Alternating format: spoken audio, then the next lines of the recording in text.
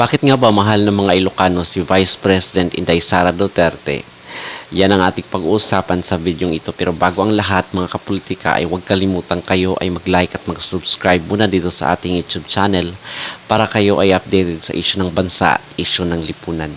So pag-uusapan natin itong si Vice President Inday Sara Duterte at itong si Amy Marcos kasi lately is hindi ko na sila nakikitang nagsasama sa mga gatherings after noong explosions ng rally doon sa Davao City. But lately lang is nakita natin na nagsama na naman itong si Vice President Inday Sara Duterte at Senator Amy Marcos. So magandang improvement po ito na kung saan is bumabalik yung kanilang samahan. Now ating panuorin muna mga kapolitika itong speech ni Vice President Sara Duterte doon sa Isabela noong mga nakarang linggo. At maya-maya ay ating bigyan ng reaksyon at ating ring panoorin yung video ni Senator Amy Marcos kung saan siya ay nag-speak doon sa Isabela sa kaparehong araw. Alam niyo po, nabanggit kanina ni Senator Amy na yung asawa ko ay tiga Paway, Ilocos Norte, Ilocano, yung pamilya nila. Noong mag-asawa na kami, lagi kong sinasabi sa kanya na turuan mo akong mag-Ilocano. Matututo ka naman ng Bisaya dahil nakatira tayo dito sa Davao, pero ako, kailangan mo ako turuan ng Ilocano.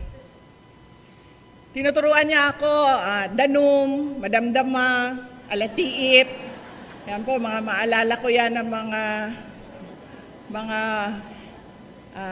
napudaw na balasang. Yan. Oo, sinabi, mga tinuturo niya sa akin, yan yung maalala ko. Tapos, noong, syempre, may edad na ako, hindi ko naman din maalala lahat. Nahihirapan ako magporma ng sentences. Sabi niya sa akin, alam mo, wag mo nang subukan. Sabi niya, dahil hindi mo na talaga matutunan yan. Medyo may edad ka na para magsimula kang matuto ng Ilocano. Sabi niya, ito lang ang ituro ko sa'yo. Pag sinabi mo ito, tapos na yan lahat doon sa Ilocos. Sabi ko, anong sasabihin ko? Sabi niya, okay, alam nyo ang totoo nag-umpisa, ang aking krusada para sa land reform panahon na ni Presidente Pinoy at yung dating Secretary Gil Reyes ng ating DAR. Noon pa, nag-uusap na kami kasi 17 ang ARCDP sa Ilocos Norte. Nag-uusap kami at sabi ko, ano ba ang katapusan ng PD27 ni tatang ko? Ang tagal-tagal na.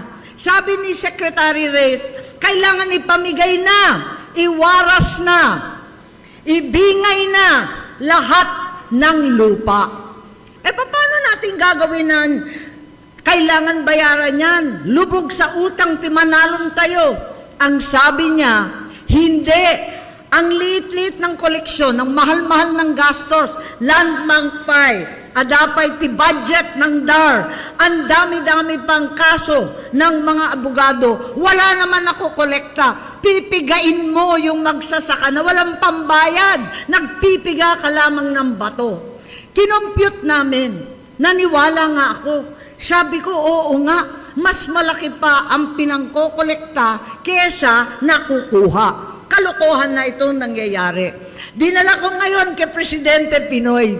Sabi niya, ayoko niyan. Huwag tayo magbibigay ng lupa. Hindi naman tayo NPA. Sabi ko, hindi naman NPA yung bibigyan natin. Tunay na magsasaka to. Sige na, gawin na natin. Ayaw naman niya. Pumasok yung split program ng World Bank, katakot-takot na tulungan sa ating cadastral survey, dumating na ang PRRD at ang tatang ni Vice President Sara si PRRD. Eto na naman, tinamaan tayo ng COVID-19, daytoy nga pandemonyo nga talaga. At lumabas na yung bayanihan, maraming ayuda. Tulong, bakuna, health workers, tanan, kompleto. Pagdating ng Bayanihan 2, nakisuyo ako kay Presidente Duterte. Presidente, pwede ba, mahal na Pangulo, wag na natin isingil yung mga penalty sa hindi nababayad na interes ng ating magsasaka. Tapos sabi niya, tanungin natin kay Secretary Dominguez, ayaw maniwala, ayaw pumayag. Sabi ko, Secretary, pagbigay na natin, penalty lang naman yan. Sa interest lang naman. Tignan ninyo, mas mahirap pa i-kolekta, wala namang ibubuga yung mga manalon. Tinignan niya, naniwala. At sa wakas, nakalusot sa Bayanihan 2, utang na loob natin kay Presidente Rodrigo Roa Duterte. Yun ang bumukas ng landas para ipamigay dahil sa Bayanihan 2. So ating napag-alaman doon mga kapolitika na ito palang asawa ni Vice President Sara Duterte ay may lahi pala na Ilocano. Sabi niya doon sa kanyang speech is taga Baway, Ilocos Norte. So kaya pala merong impluwensya itong si Vice President Sara Duterte sa mga Ilocano. At noong previous election niya is nagsama sila ni Bongbong Marcos na taga Ilocos din. So mga kapolitika, dito sa kanyang speech kasi itong sila Vice President Sara Duterte at si Senator Amy Marcos is namahagi sila dyan ng farm supplies dyan sa Isabela. At dito na pag-alaman natin na ito palang si former President Rodrigo Roa Duterte ay nag-approve para dito sa land reform. Ibig sabihin is ibibigay yung mga lupa doon sa mga magsasaka.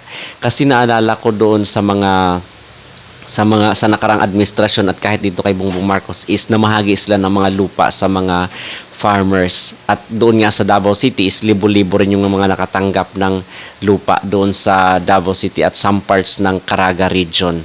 So magandang balita po ito na kung saan is hindi isinantabi yung kapakanan at rights ng mga magsasaka na kung saan is nagtatrabaho at kumakayod para sa ating farming at ating agriculture.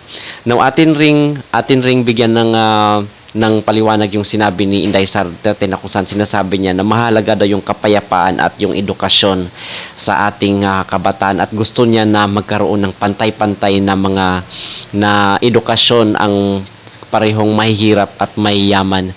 Kasi kung for example, yun daw mahirap at mayaman is parehong nakapagtapos, pareho silang makakahanap ng trabaho regardless sa status ng kanilang buhay. So nakaka-inspired yung kanyang sinabi na kailangan is magkaroon ng edukasyon even yung mga mahirap kasi yun daw magpapabago sa buhay ng kanilang pamilya at yung importansya ng kapayapaan kasi yung kapayapaan is importante din siya sa edukasyon para walang sagabal yung learnings ng mga bata.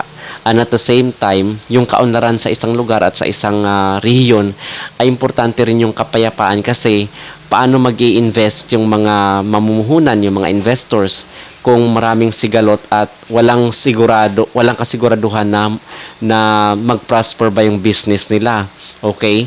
Kasi kung hindi mapayapa or walang katahimikan sa isang lugar, hindi mo maiengganyo yung isang investor. So yun yung binigyan ng kahalagahan at importansya ng kapayapaan para sa mga mag-aaral. At mga kapolitika, ito palang land reform is na-approve nung panahon ni former President Rodrigo Roa Duterte kasi hindi nga ito inaprubahan ni Noynoy Aquino nung time. At maraming salamat dito sa sinabi ni Amy Marcos na kung saan nagpapasalamat rin siya kay dating Pangulong Rodrigo Roa Duterte. At nakikita natin na maganda na yung samahan muli ni Vice President Sara Duterte at ni Amy Marcos kasi nga parang sa palagay ko rin is nagkaroon sila ng tampuhan after noong pagtitipon doon sa Davao City noong February na kung saan maraming sinabi itong tatay ni Inday Sara dito kay Amy Marcos at sa kanyang pamilya. So, maraming salamat mga kapolitika again sa pagtunghay at panonood dito sa aking YouTube channel. Kung kayo ay bago pa lang ay huwag kalimutan kayo ay mag-like at mag-subscribe muna para kayo ay updated sa issue ng bansa at issue ng lipunan.